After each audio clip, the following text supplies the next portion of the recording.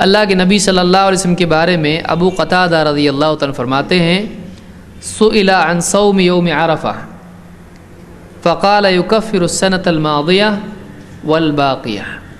اللہ کے نبی صلی اللہ علیہ وسلم سے عرفہ کے روزے کے بارے میں پوچھا گیا اس کی کیا فضیلت ہے، تو آپ نے فرمایا عرفہ کا ایک دن کا روزہ یہ پچھلے اور اگلے 2 سال کے گناہوں کا کفارہ بن جاتا ہے، 2 سال کے گناہوں کی مغفرت ہو جاتی ہے۔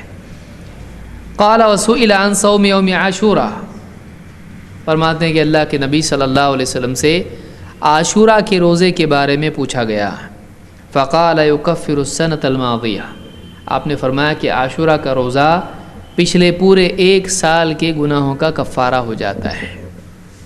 ایک دن کی بھوک 1 سال کے گناہوں کا کفارہ بن جاتی ہے۔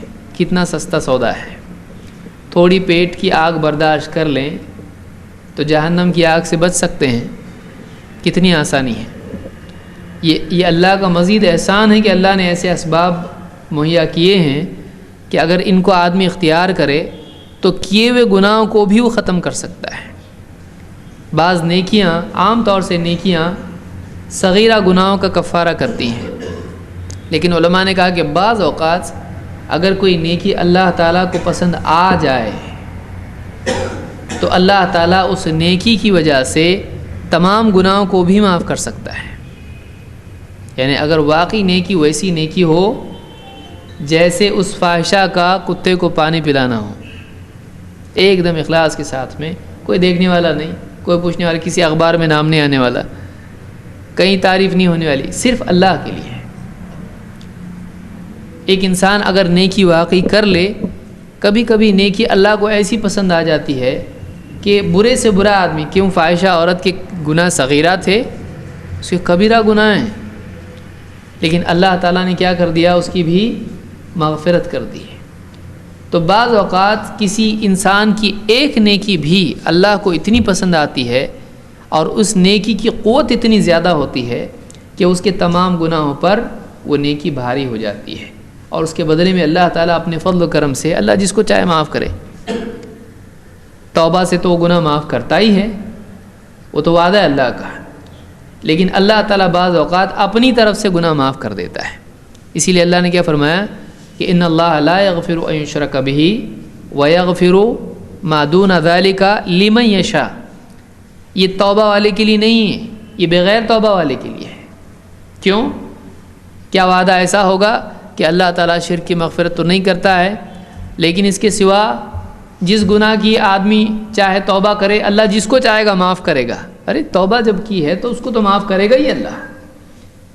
پھر جب توبہ کے سلسلے میں یہ نہیں آئے گا کہ اللہ جس کو چاہے اس کی توبہ قبول کرے، توبہ تو قبول کرتا ہی ہے، لیکن اگر توبہ نہیں کی ہے کسی نے اور گناہ ہیں اس کے، اللہ اپنے فضل سے معاف کر سکتا ہے، کیونکہ توبہ میں مشیت کا معاملہ نہیں ہے، وہ تو وعدہ ہے جو بھی توبہ کرے گا اللہ معاف کرے گا۔ لیکن یہاں کیا کہا جا رہا ہے، اللہ جس کی چاہے گا مغفرت کرے گا، کسی کی کرے گا کسی کی نہیں کرے گا۔ لیکن توبہ کا ایسا ہو سکتا ہے توبہ کی اور مغفرت نہیں ہوئی؟ نہیں، اللہ تعالیٰ ہر ایک کی توبہ قبول کرتا ہے۔ تو معلوم ہی ہوا کہ کبھی ایسا ہوتا ہے کہ اللہ تعالیٰ اپنے فضل سے کسی کے سارے گناہ معاف کر دیتا ہے اور کسی کا کوئی گناہ معاف کر دیتا ہے، اللہ کی مرضی۔ اس لیے نیکیوں کو اس اعتبار سے کرنا چاہیے کہ یہ ایک نیکی ایسی میری ہو جائے کہ اللہ تعالیٰ اس ایک نیکی کو ایسا پسند کرے کہ اللہ میرے گناہوں کو معاف کر دے۔ اور نیکی ایسی ہو سکتی ہے، بتائیے ایک فاحشہ عورت کی ہو سکتی ہے تو دوسرے کی نہیں ہو سکتی ہے؟ کیوں نہیں ہو سکتی ہے؟ لیکن وہ کیفیات اپنے اندر نیکی کے لیے، اخلاص اور وہ اللہ سے قرب اور وہ اللہ کا استحضار، وہ سارے معاملات اس میں ہونا چاہیے۔ ہر وقت یہ مشکل ہوتا ہے، لیکن آدمی کو کوشش کرنا چاہیے کہ جتنا ہو سکے اس سے ایسی نیکیاں ہوں کہ جس میں واقعی اللہ کا قرب اس کو خود محسوس ہو، واقعی اللہ کے سوا کوئی اور مقصود نہ ہو، اللہ کے سوا کوئی مقصود نہ ہو، تو یہ نیکی جو ہے واقعی قیمتی بنتی ہے۔ تو یہاں اس حدیث سے بات معلوم ہوئی کہ عاشورہ کا روزہ پچھلے پورے سال بھر کے گناہوں کا کفارہ ہو جاتا ہے۔ تو گناہوں کا معاف کرنا اللہ ہی کا خاصہ ہے۔